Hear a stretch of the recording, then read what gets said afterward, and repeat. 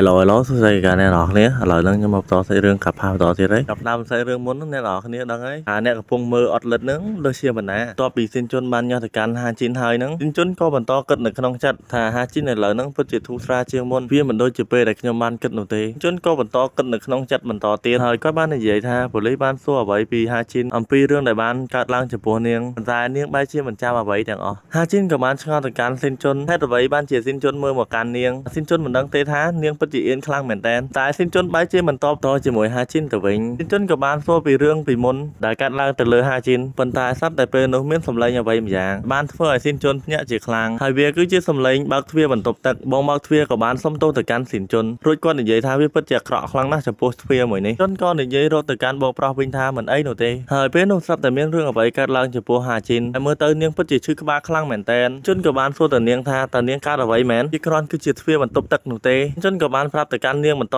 ទៀតថាវាមិនអីនោះទេតែហាជីនបែរជាស្រ័យដាក់មកកាន់សិនជន់ទៅវិញថាមិនឲ្យសិនជន់ប៉ះមកកាន់នាងនោះទេហើយសិនជន់ក៏មិនហ៊ានប៉ះកញ្ញាហាជីនបន្តទៀតដែរហាជីននាងក៏បានស្រែកទៅកាន់សិនជន់ថាឲ្យសិនជន់នឹងខទៅកាន់ម៉ាក់របស់នាងហើយសិនជន់ក៏បានយល់ព្រមឬក៏និយាយថាមិនអីនោះទេខ្ញុំនឹងខទៅកាន់ម៉ាក់នាងឥឡូវហ្នឹងបន្ទាប់មកកញ្ញាហាជីននាងក៏បានយំរួចនាងនិយាយថានាងប្រកាសចិត្តហើយនៅពេលនេះប៉ុន្តែស្អីរឿងមិនបាននិយាយពីកន្លែងហ្នឹងទៀតនោះទេជាកាត់ទៅដល់ក្នុងសាលារៀនទៅវិញហើយយើងបានឃើញអបិជនស្រុកហ្នឹងវាក៏បានសម្លុតទាលុយអំពីជីនថេតដោយវាបាននិយាយថាសិនជាហាយមិនឲ្យលុយមកកាន់អញទេហើយនឹងត្រូវងាប់ជីថេតវាមិនហ៊ានតបតជាមួយនឹងជនស្រុកនោះទេជនស្រុកកំពុងតែសម្លុតថេតស្រុកក៏មាននរណាម្នាក់នៅពីក្រោយខ្នងដែលខ្ញុំមិនបាច់ប្រាប់អ្នកទាំងអស់គ្នាក៏អ្នកទាំងអស់គ្នាដឹងដែរតែម្នាក់នោះគឺជាសិនជន់តបមកសិនជន់ក៏បានសួរទៅកាន់ជនស្រុកថាស្រុកតាហើយស្គាល់សុនដាហើយយ៉ងដែរឬទេដែលវាគឺជាសិស្សបងដែលរៀននៅក្នុងថ្នាក់ទី3ជីស្រុកក៏បានតបកាន់សិនជន់វិញថាប្រកាសណាស់ខ្ញុំពិតជាស្គាល់គាត់បើសិនជាហែងស្គាល់វាហើយឆាប់នាំអញទៅលឿនហ្នឹងមកព្រោះឥឡូវហ្នឹងអញចង់ជួបទៅកាន់អាចចង្រៃមួយហ្នឹងមិនធ្វើតាមអ្វីដែលអញប្រាប់ទេហើយដឹងហើយជន់សុកមកសាច់រឿងក៏កាត់ចូលទៅដល់រៀនរបស់ដូហៃយុនយើងក៏បានឃើញទៅកាន់ដូហៃយុនដែលយើងមិនដឹងថាវាកំពុងតែសរសេរអីនោះទេខ្ញុំពិតជាអធិស្ឋានទៅកាន់អ្នកនរគ្នាខ្លាំងមែនតើហើយភាគមុនខ្ញុំហៅឈ្មោះរបស់គាត់ខុស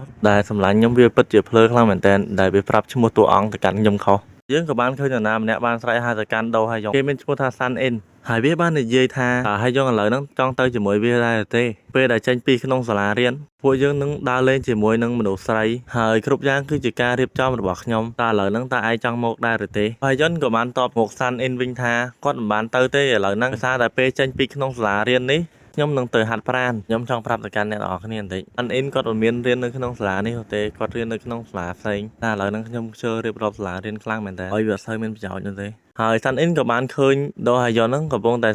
ុងតែមើលសភៅរួចសាន់អ៊ិនក៏និយាយថាដូហៃយុនពិតជាចំណាប់ថ្នាក់អន់ខ្លាំងមែនតើសំបីតែបន្ទុកដោយពួកគេកំពុងតែនិយាយគ្នាសុកហ្នឹងយើងបានឃើញទៅកាន់អបិជនស្រុកវារត់យ៉ាងលឿនអំដៅមករកអបិដូយុនសាន់អ៊ិនហើយនឹងដូយុនវាពិតជាឆ្ងល់ជាខ្លាំងរួចវាក៏បានសួរជនស្រុកថាតើឯកើតអីមែនបានជាឲ្យរត់តាំងតែថតមកអញ្ចឹងរួចជនស្រុកក៏បានតបទៅកាន់ដូយុនវិញថាឥឡូវហ្នឹងលោកបងខ្ញុំបាននាំទៅកាន់អបិសិនជន់មកហើយបន្ទាប់មកយើងបានឃើញសិនជន់បើកទ្វារចូលមករួចនិយាយថាសួស្ដីអ្នកទាំងអស់គ្នាឥឡូវហ្នឹងខ្ញុំបានមកដល់ហើយសិនជន់ក៏បន្តនិយាយទៀតអូតើអញ្ចឹងតើសុនដូហយុននៅទីនេះដែរឬទេតែឥឡូវនេះខ្ញុំពិតជាចង់ជួបទៅកាន់គាត់អ៊ិនក៏បាននិយាយថាតើហែងគឺជាសិស្សថ្នាក់ទី2តា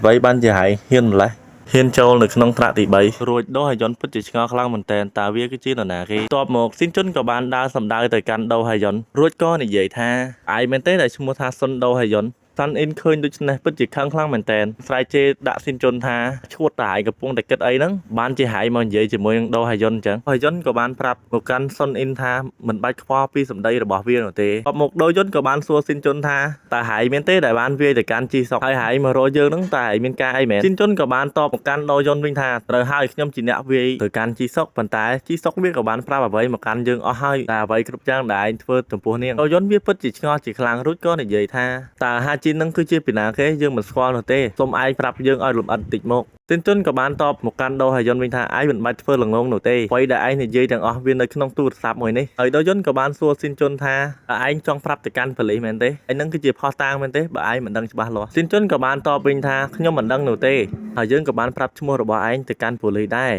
ប៉ុន្តែឥឡូវនេះយើងក៏ដឹងថាឯងកំពុងតែភ័យតក់ស្លុតដែរហើយប៉ុន្តែស្ដាយមែនតើដោយសារតែខ្ញុំមិនចង់ចូលរួមជាមួយនឹងប៉ូលីសហើយឯងចង់ដឹងទេហេតុអ្វីបានជាយើងមិនប្រាប់ទៅកាន់ប៉ូលីសដូយុនដោយសារតែខ្ញុំចង់ស្វែងរកអ្វីគ្រប់យ៉ាងដោយខ្លួនឯងដែលរឿងនោះគឺពាក់ព័ន្ធជាមួយនឹងហាឈិនហើយយើងនឹងធ្វើឲ្យពួកវាស្គាល់នឹងតម្លៃរបស់វាដោយដៃរបស់យើងផ្ទាល់ប៉ុ ប៉ុន្តែដោយយន្តគ្រាន់តែលើសម្ដីរបស់ស៊ីនជុនភ្លាមដោយយន្តមិនអាចទប់សំណាយខ្លួនឯងបានទេឥឡូវហ្នឹងគាត់ក៏បានស្រែកចេញមកដូចជាមនុស្សឈួតអញ្ចឹងដោយយន្តក៏បាននិយាយថាតើឯងកំពុងតែនិយាយអ្វីហ្នឹងយើងដូចជាអស់សំណើចខ្លាំងមែនតើតើឯងកំពុងតែថត់កនមែនទេស៊ីនជុនរួចដោយយន្តក៏បានបន្តនិយាយថាឥឡូវហ្នឹងយើងនឹងប្រាប់អ្វីទាំងអស់ទៅកាន់ឯងដែលយើងបានដឹងតែអ្វីដែលយើងប្រាប់វាមិនអាចព្រីនោះទេហើយឯងមិនបាច់ឆ្ងល់ទេហេតុអ្វីបានជាតែរៀននៅក្នុងឆ្នាំទី2របស់ឯងច្របូកច្របល់បែបនេះឆ្នេះជីសុកវាបានធ្វើអ្វីមុនពេលដែលឯងបានវាយមកកាន់វាតែឯងត្រូវចាំរឿងមួយថាគ្មាននរណាអាចជួយឯងបានទេស៊ីនជុនហើយយើងចង់ប្រាប់ទៅកាន់ឯងបន្ថែមទៀតថាឯងត្រូវតែប្រមូលលុយដែលនៅក្នុងថ្នាក់របស់ឯងមកឲ្យយើងទាំងអស់បើសិនជាឯងចង់ដឹងចម្លើយពីយើងស៊ីនជុនក៏បានតបទៅកាន់ដូយន្តវិញថាតើឯងឈួតមែនទេឯងគិតថាយើងគឺជាមនុស្សបែបហ្នឹងឯងមើលទៅដូចជាមើលស្រាលយើងពេកហើយដូយន្តបន្ទាប់មកដូយន្តគាត់បានប្រើស្ទេបខាងស្ដាំរបស់គាត់យ៉ាងលឿនវាយសម្ដៅទៅកាន់មុខរបស់ស៊ីនជុនតែនេះគ្រាន់ជាការបន្លាចរបស់គាត់តែប៉ុណ្ណោះរួចដូយន្តក៏បាននិយាយថាបើសិនជាឯងខ្លាំងមែនឯងគួរតែព្យាយាមវាយមកកាន់យើងមកដូចជាពេលដែលឯងបាននិយាយអាចង្រៃស៊ីនជុនហើយមួយទៀតបើសិនជាឯងវាយឈ្នះមកកាន់យើងពិតជាមិនល្អទេសម្រាប់ឯងស៊ីនជុនតែឥឡូវនឹងឯងយល់ទេយើងដឹងថាជាមួយនឹងក្រសែភ្នែករបស់ឯងនឹងជ្រើសរើសយកជំរើសចុងក្រោយស៊ីនជុន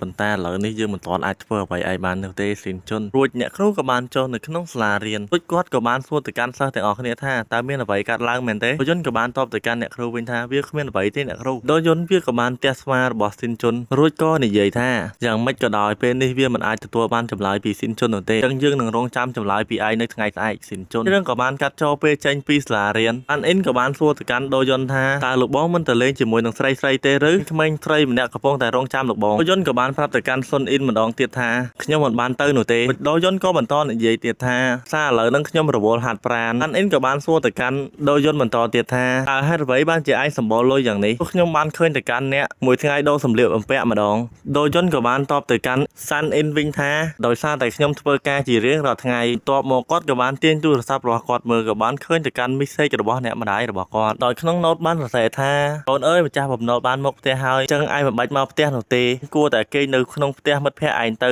ពេលដែលដូយន្តបានឃើញទៅកាន់សាររបស់អ្នកម្ដាយរបស់គាត់ពិតជាធ្វើមុខគួរឲ្យភ័យខ្លាចមែនតើរួចសាន់អ៊ីនក៏និយាយថាអាចង្រៃស៊ីនជុននោះពិតជាឈួតនឹងការហាត់ប្រាណខ្លាំងមែនតើគ្រាន់តែដូយន្តបានលើទៅកាន់សម្ដីរបស់សាន់អ៊ីនភ្លាមធ្វើឲ្យគាត់ខឹងជាខ្លាំងគាត់និយាយថាអាចង្រៃនេះហេតុអ្វីបានជាឯងមិនធ្វើតាមការចង់បានរបស់យើងខ្ញុំគួរតែមិនឈប់ការណាត់ជួបនៅថ្ងៃនេះសាច់រឿងក៏បានកាត់ចូលនៅតាមផ្លូវសាធារណៈម្ដងដែលយើងបានឃើញទៅកាន់ស៊ីនជុនគាត់បានគិតពីកម្ដាប់ដៃអំបញ្ញមិញដែលនោះគឺជាកម្ដាប់ដៃរបស់ដូយន្តវាពិតជាលឿនខ្លាំងមែនតើទើបពីនឹងប៉ះទៅកាន់មុខរបស់ខ្ញុំតែកម្ដាប់ដៃរបស់ដូយន្តខ្ញុំមិនអាចមើលល្បឿនរបស់វាទាន់នោះទេវាលឿនខ្លាំងមែនតើប្រហែលជាដូយន្តចេះបុកស៊ីងហើយខ្ញុំគិតថាខ្ញុំអាចមើលទៅកាន់សកម្មភាពរបស់គាត់ទាន់ប៉ុន្តែវាមិនដូចជាការគិតរបស់ខ្ញុំនោះទេតែបើសិនជាវាទៅជាបែបហ្នឹងទៅហើយខ្ញុំនឹងអាចប្រើជំនាញចិនជិតស៊ូរបស់ខ្ញុំបានអូបើសិនជាខ្ញុំសួរទៅកាន់ចាស់សុនហៃយ៉ុងប្រហែលជាគាត់អាចនឹងប្រាប់មកកាន់ខ្ញុំបន្ទាប់មកក៏មាននរណាម្នាក់បានខលមកកាន់ស៊ីនជុនម្នាក់នោះគឺជាហៃយ៉ុងនឹងឯងដែលគាត់បានសួរទៅកាន់ស៊ីនជុនថាតើកាលឯងមកដល់កន្លែងហាត់ប្រាណស៊ីនជុនក៏បានតបទៅកាន់គាត់វិញថាខ្ញុំទៅដល់ឥឡូវហើយលោកជួបគ្នាបន្តិចទៀតនេះដែលស៊ីនជុនកំពុងតែដើរសុកហើយក៏បានឃើញស៊ុនអ៊ីននឹងអាក្បាលត្រងោលរួចស៊ុនអ៊ីនក៏និយាយថាតើឯងមិនផ្លាស់ទីទេឬអញ្ចឹងមានន័យថាឯងចង់ឆ្លងកាត់នៅផ្លូវនេះស៊ីនជុនពិតជាឆ្ងល់នឹងសម្ដីពួកវាយ៉ាងខ្លាំងរួចក៏បានសួរទៅកាន់ពួកវាថាតើពួកឯងជាពីណាគ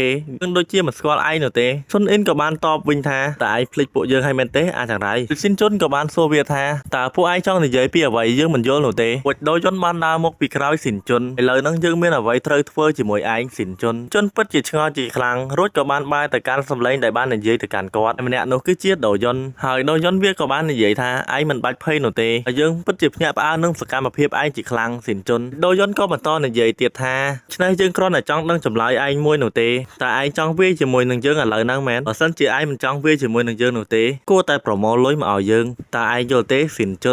ុនក៏បានតបវិញថាតើឯងកំពុងតែនិយាយសម្លុតយើងមែនទេដោយសារតែឥឡូវយើងបានផ្លាស់ប្ដូរចិត្តហើយដោយសារតែឯងបង្ខំយើងពេកពួកស៊ីនជុនក៏បន្តនិយាយទៀតថាឥឡូវហ្នឹងយើងបានសម្រេចចិត្តច្បាស់ហើយយើងមិនធ្វើតាមការប្រាប់របស់ឯងនោះទេពួកស៊ីនជុនក៏បន្តនិយាយទៀតអូតើឯងចង់ប្រកាសថាឯងនឹងវាយទៅកាន់យើង3ទល់នឹង1មែនទេរួចដូយន្តក៏បានប្រាប់ឲ្យស៊ីនជុនចាំវា1នាទីសិនស៊ីនជុនក៏បានសួរវាថាអូតើឯងកំ កំពុងតែធ្វើអ្វីហ្នឹងយន្តក៏បានតបទៅកាន់វាវិញថាហើយកុំប្រកាន់យើងអីយើងធ្វើអ្វីដែលយើងបានធ្វើពីមុនហើយវាគ្មានអ្វីចម្លែកនោះទេដោយសារតែឯងមិនធ្វើអ្វីដែលយើងចង់បានហើយយើងមិនវាយធ្វើឲ្យឯងស្លាប់នោះទេស៊ីនជុនពេលនេះខ្ញុំមិនគិតច្រើនទៀតនោះទេខ្ញុំនឹងវាយទៅកាន់ឯងស៊ីនជុនហើយឯងមិនអាចសួរចម្លើយមកកាន់យើងបាននោះទេហើយសាច់រឿងរបស់យើងក៏បានបញ្ចប់ត្រឹមហ្នឹងហើយអ្នកនរគ្នាដោយសារតែមេឃភ្លៀងខ្លាំងពេកហើយណាមួយខ្ញុំឈឺផងចឹងទៅខ្ញុំបាទមិនសូវបានចេញរឿងហើយខ្ញុំនឹងសន្យាទៅកាន់អ្នកនរគ្នាថាខ្ញុំនឹងសងអ្នកនរគ្នាវិញនៅពេលដែលខ្ញុំបានចេញរឿងមួយថ្ងៃនេះហើយខ្ញុំពិតជាអរគុណច្រើនទៅកាន់អ្នកនរគ្នាខ្លាំងមែនទែនដែលបានគាំទ្រមកកាន់